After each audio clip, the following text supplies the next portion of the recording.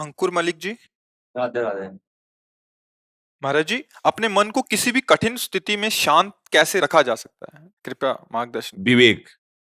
जो बुद्धि पर भी शासन कर सकता है उसका नाम विवेक है।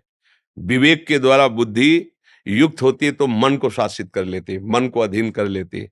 नहीं तो जैसे हमने सुना कि ये नहीं करना चाहिए, मन प्रेरणा कर रहा है और हम कर बैठे, तो इसका मतलब बुद्धि निर्णय ठीक नहीं कर पाई।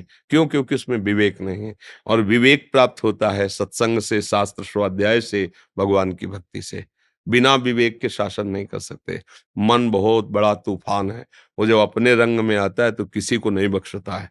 वो करवा ही बैठता है जो उसे करवाना होता है।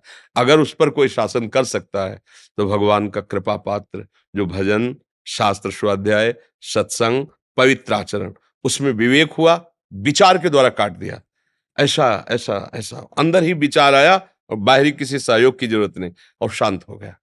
अगर विवेक नहीं है तो फिर सीधा आक्रमण मन का होता है, और मन जो जलन पैदा करता है उसको सह पाना बहुत कठिन होता है।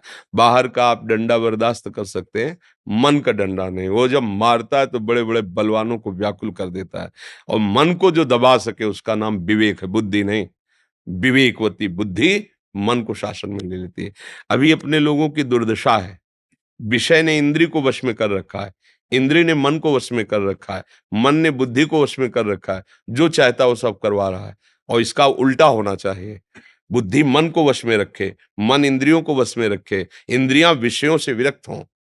अब हम ऐसा कोई दृश्य देखा, कोई भोग देखा, मतवाले हो गए, तो हमारा पूरा सिस्टम का उल्टा है, नष्ट होने वाले मार्ग में जा रहा है। अब अध्यात्म का अगर ज्ञान हो, अध्यात्म से, तो इसको उल्टा करना है।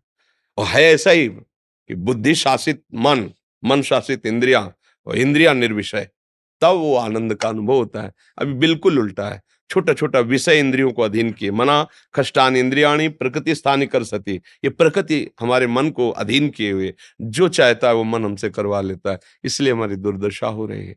कठिन से कठिन परिस्थिति में भी जो संभाल कर सकता है वो है विवेक, वो है विचार, वो है भजन, वो सत्शास्त्र स्वाध्याय, पवित्र आचरण। अब इनकी तरफ हम लोगों का ध्यान नहीं। जो मन आया सो खा लिया, जो मन आया सो पी लिया, जो मन आया सो भोग लिया, जैसा मन आया वैसा कर लिया। लक्ष्य केवल धन, चाहे जैसे मिले। तो फिर वो बात अलग हो गई, इसलिए समझ में नहीं आता, और मन जैसा चाहता वैसा करवा लेता है।